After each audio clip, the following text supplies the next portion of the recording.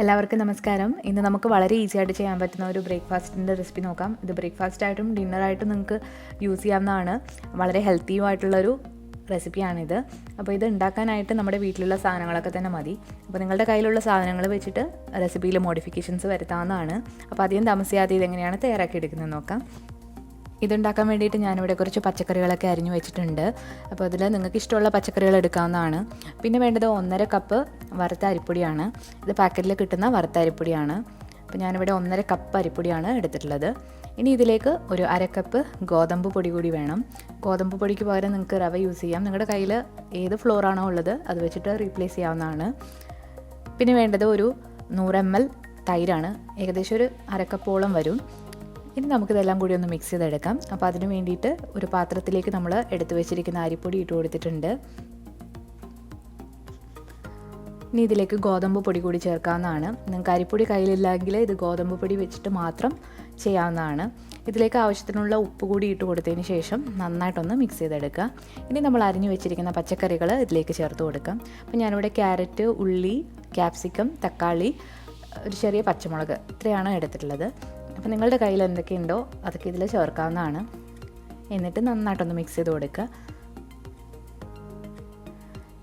അപ്പോൾ ഇത് ഒരു തവി വെച്ചിട്ടോ കൈ വെച്ചിട്ടോ മിക്സ് ചെയ്യാവുന്നതാണ്.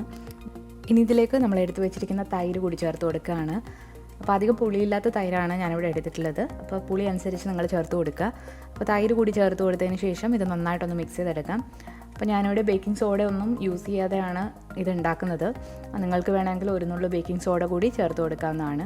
ഇനി ഇതിലേക്ക് ആവശ്യത്തിനുള്ള വെള്ളം കൂടി ഒഴിച്ചിട്ട് നന്നായിട്ടൊന്ന് മിക്സ് ചെയ്തെടുക്കുക. ഇപ്പോൾ നമ്മുടെ ബാറ്റർ ഇവിടെ തയ്യാറായിട്ടുണ്ട്. ഇനി ഇത് നമുക്ക് ദോശക്കല്ലിൽ ഒഴിച്ച് ചൂടാവുന്നതാണ്. അപ്പോൾ ഞാനിവിടെ ഒരു നോൺ സ്റ്റിക്ക് പാനാണ് എടുത്തിട്ടുള്ളത്. അതിലേക്ക് കുറച്ച് എണ്ണയൊന്ന് തടവി കൊടുത്തിട്ടുണ്ട്. ഇനി ഇതിലേക്ക് ഓരോ തവി മാവ് വീതം കോരി ഒഴിച്ചിട്ട് നമുക്ക് ചുട്ടെടുക്കാം.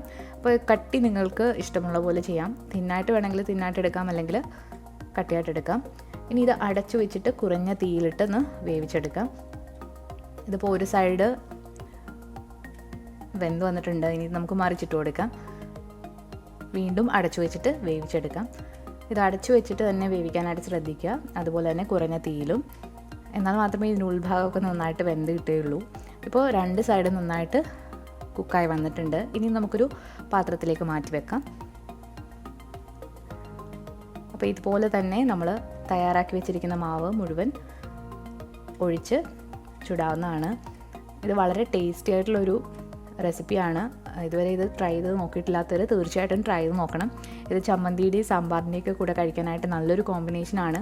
നിങ്ങൾക്കിതിൽ വേണമെങ്കിലും മഞ്ഞൾപ്പൊടി ചേർത്ത് കൊടുക്കാവുന്നതാണ്. ഒരു നുള്ള്, ഞാനിവിടെ ഒരു നുള്ള് മഞ്ഞൾപ്പൊടി ചേർത്ത് കൊടുത്തിട്ടുണ്ട്. അത് പറയാനായിട്ട് വിട്ടുപോയി. അപ്പോൾ നമ്മുടെ ടേസ്റ്റി ആയിട്ടുള്ള ഈ ബ്രേക്ക്ഫാസ്റ്റ് നിങ്ങൾക്ക് എല്ലാവർക്കും ഇഷ്ടപ്പെട്ടു എന്ന് കരുതുന്നു. ഇത് ചമ്മന്തിയുടെ കൂടെ കഴിക്കാനായിട്ട് നല്ലൊരു കോമ്പിനേഷനാണ്. അപ്പോൾ വളരെ ഈസി ആയിട്ട് ഇൻസ്റ്റൻ്റ് ആയിട്ട് തയ്യാറാക്കാൻ പറ്റുന്ന ഒരു ദോശയുടെ റെസിപ്പിയാണ്. എല്ലാവരും ട്രൈ ചെയ്ത് നോക്കുക. ഇതിപ്പോൾ നല്ല സോഫ്റ്റായിട്ട് വന്നിട്ടുണ്ട്.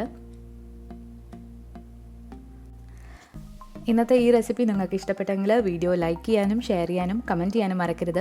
പുതിയതായിട്ട് ചാനൽ കാണുന്നവരാണെങ്കിൽ സബ്സ്ക്രൈബ് ചെയ്തിട്ട് റൈറ്റ് സൈഡിലായിട്ട് കാണുന്ന ബെല്ലൈക്കൺ കൂടി ഒന്ന് പ്രസ് ചെയ്യണം.